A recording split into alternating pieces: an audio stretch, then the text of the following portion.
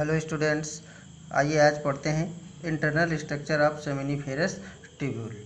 यदि आप internal structure of testis को याद करें तो आपने देखा था कि आउटर कवरिंग ट्यूनिका वेजाइनलिस और उसके ट्यूनिका वेजाइनलिस के जस्ट नीचे ट्यूनिका एल्बोजेनिया और पूरा होल टेस्टिस आउटर ये भाग इतना मेनी टेस्टिकुलर सेप्टा से लोब्यूल्स में बटे होते हैं जिनको कहा जाता है टेस्टिकुलर लोब्यूल। ये हैं टेस्टिकुलर लोब्यूल और इन्हीं टेस्टिकुलर लोब्यूल्स में प्रत्येक में एक से लेकर के 3 सेमिनिफेरस ट्यूब्यूल पाए जाते हैं।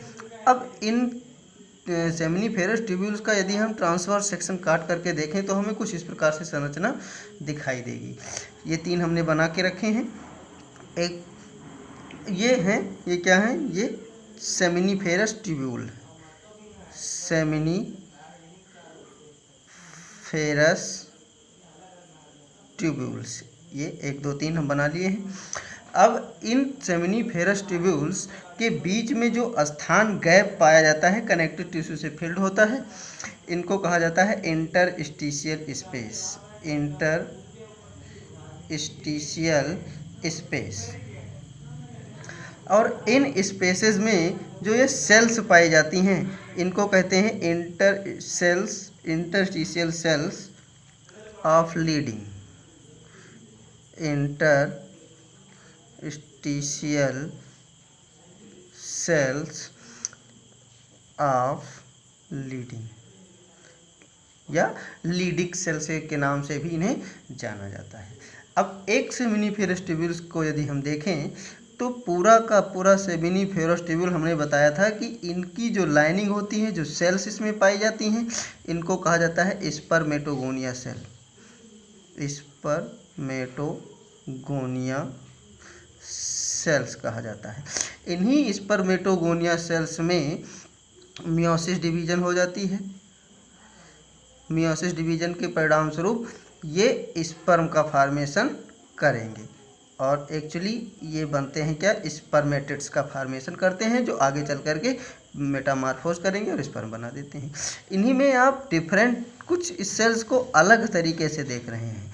पिरामिडल शेप की कुछ सेल्स हैं और इन पिरामिडल सेल्स को सर्टोली सेल्स कहा जाता है, सर्टोली सेल्स।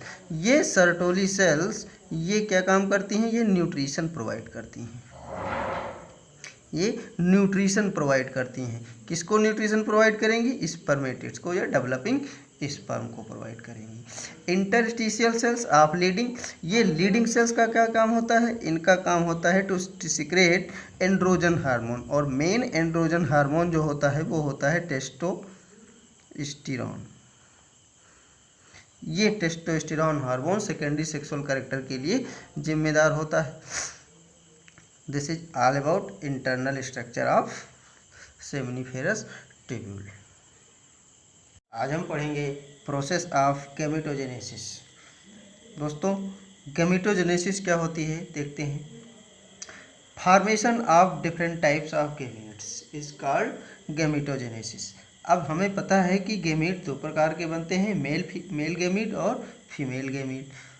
तो मेल गैमेट यानी कि स्पर्म के फॉर्मेशन की प्रोसेस कहलाएगी स्पर्मेटोजेनेसिस, मतलब formation of male gamete from the spermatogonial cells through meiotic division is called spermatogenesis. और इसके सापेक्ष ही जब फीमेल गैमेट की हम बात करेंगे तो फीमेल गैमेट कहलाता है ओवम और ओवम के फॉर्मेशन की प्रक्रिया कहलाती है oogenesis। तो आज हम पढ़ेंगे बेटा पहले स्पर्मेटोजेनेसिस। देखिए, स्पर्मेटोजेनेसिस की प्रोसेस को हम 3 स्टेप में डिवाइड करके पढ़ते हैं, multiplication phase, growth phase and maturation phase.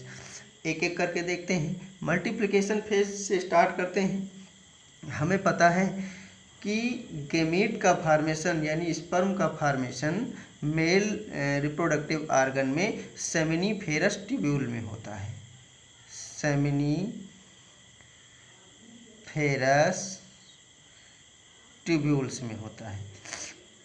जो सेमिनिफेरस ट्यूब्यूल्स की इनर लाइनिंग यदि आप याद करें तो हमने बताया था टेस्टिस के अंदर टेस्टिकुलर लोब्यूल पाए जाते हैं और प्रत्येक लोब्यूल के अंदर 1 से लेकर के 3 सेमिनिफेरस ट्यूब्यूल्स होते हैं।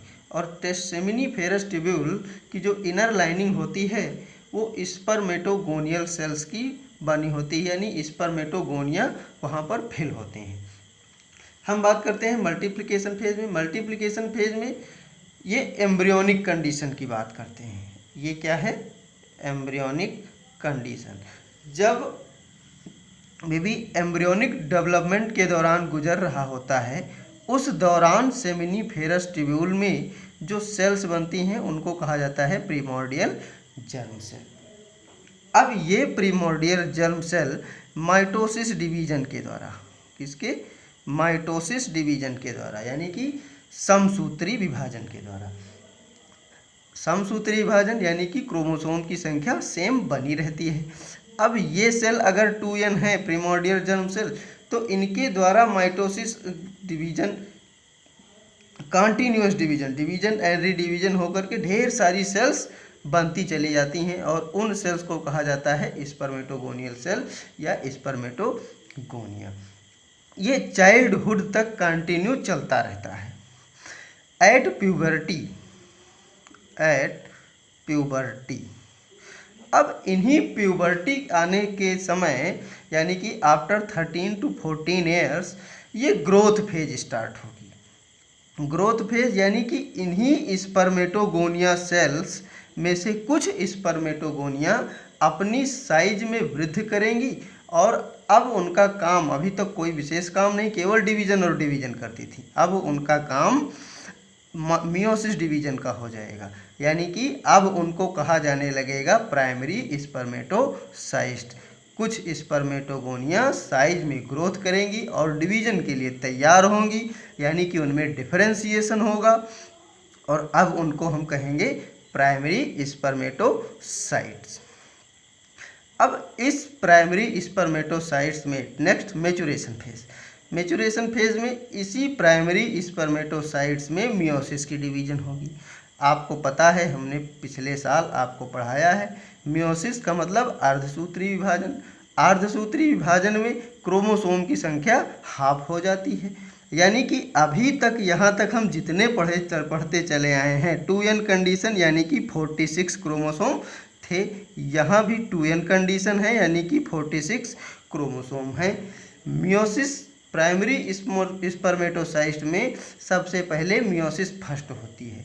मियोसिस यानी कि अर्धसूत्री विभाजन, यदि आप याद करें तो मियोसिस 2 चरणों में कंप्लीट होती है, मियोसिस फर्स्ट और मियोसिस सेकेंड।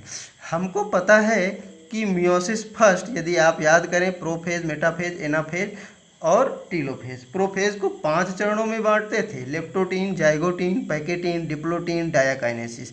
और इसी दौरान प्रोफेज फर्स्ट में एक कोशिका डिवाइड करके 2 कोशिकाओं में बनती है और ये जो 2n होता है ये n कंडीशन यानी कि क्रोमोसोम की संख्या आधी हो जाती थी।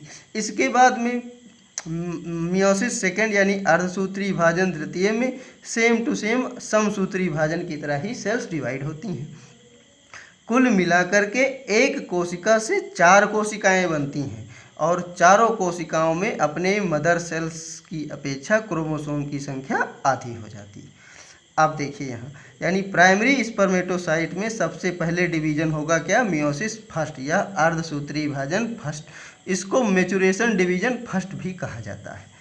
अब इनसे जो सेल्स बनेंगी 2 सेल्स बनकर तैयार हुई और इनको कहा जाएगा सेकेंडरी स्पर्मेटोसाइट्स। इनमें क्रोमोसोम की संख्या हाफ हो जाती है, ये n कंडीशन के हो जाते हैं। इसका मतलब यहाँ 46 था तो यहाँ पर 23 क्रोमोसोम इसमें भी और 23 क्रोमोसोम इनमें भी। ये नेक्स्ट मियोसिस डिवीजन सेकेंड जब होगा तो 4 सेल्स का फॉर्मेशन हो जाएगा। इन 4 सेल्स को कहा जाता है स्पर्मेटिड्स। अभी सेल्स बने हैं, स्पर्म नहीं बने हैं, इसलिए इनको कहा जाता है spermatids.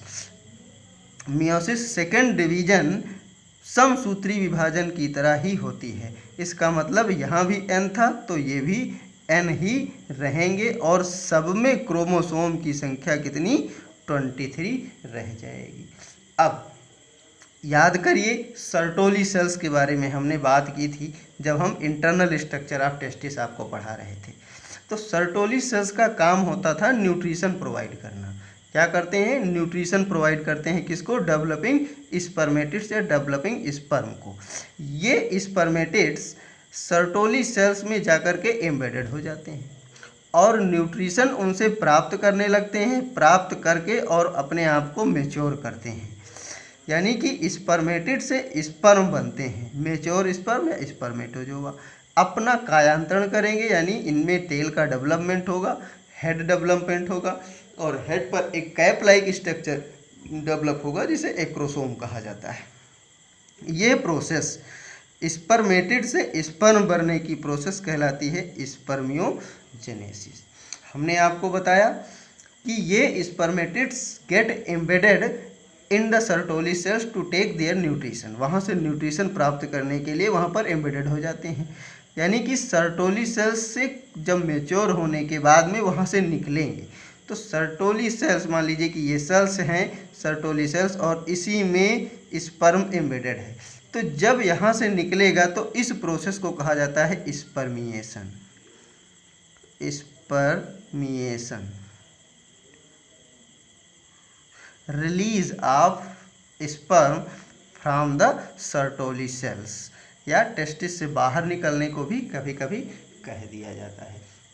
This is all about the process of spermatogenesis, यानी एक स्पर्मेटोगोनिया से 4 स्पर्म या स्पर्मेटोजोआ का फॉर्मेशन होता है। अब आइए अब पढ़ते हैं हार्मोनल कंट्रोल ऑफ स्पर्मेटोजेनेसिस। एक हार्मोन है GnRH, endocrine system, last year आप पढ़ चुके हैं। GnRH गोनेडोट्रोपिन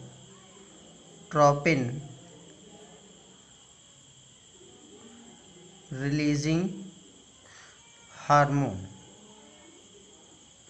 ये हार्मोन हाइपोथैलेमस से निकलता है और एंटीरियर पिट्यूटरी को स्टिमुलेट करता है। एंटीरियर पिट्यूटरी ग्लैंड को स्टिमुलेट करता है, किस लिए? क्योंकि एंटीरियर पिट्यूटरी ग्लैंड से कुछ हार्मोन निकलते हैं जिनका नाम FSH और ल्यूटिनाइजिंग हार्मोन या इंटरस्टिशियल सेल स्टिमुलेटिंग हार्मोन। इन 2 हार्मोन को निकालने के लिए एक्टिवेट करता है किसको? पिट्यूटरी ग्लैंड को। FSH और LH।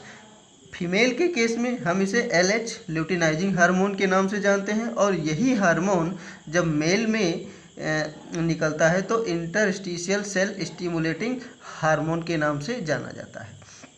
देखते हैं FSH यानी फॉलिकल स्टिमुलेटिंग हार्मोन। ये फॉलिकल स्टिमुलेटिंग हार्मोन टेस्टिस पर एक्ट करेगा और टेस्टिस को स्टिमुलेट करेगा, किसके लिए? For the formation of sperm या for the process of spermatogenesis. इसका मतलब क्या? Follicle stimulating hormone stimulate the testis for spermatogenesis, यानी स्पर्म फॉर्मेशन के लिए। दूसरा है LH या interstitial cell stimulating hormone. Interstitial cell stimulating hormone stimulate the interstitial cells of Leydig. अब लीडिंग सेल्स जो सेमिनिफेरस ट्यूब्यूल में पाई जाती हैं, interstitial cells of Leydig cells, इनको स्टिमुलेट करेगा, किस लिए? इन सेल्स से टेस्टोस्टेरोन हार्मोन का सिक्रेशन होता है और ये टेस्टोस्टेरोन हार्मोन हेल्प करते हैं in the process of spermatogenesis, या स्पर्मेटोजेनेसिस प्रोसेस के लिए उत्तरदायी ये भी होते हैं और या सेकेंडरी सेक्सुअल कैरेक्टर के लिए भी ये जिम्मेदार माने जाते हैं।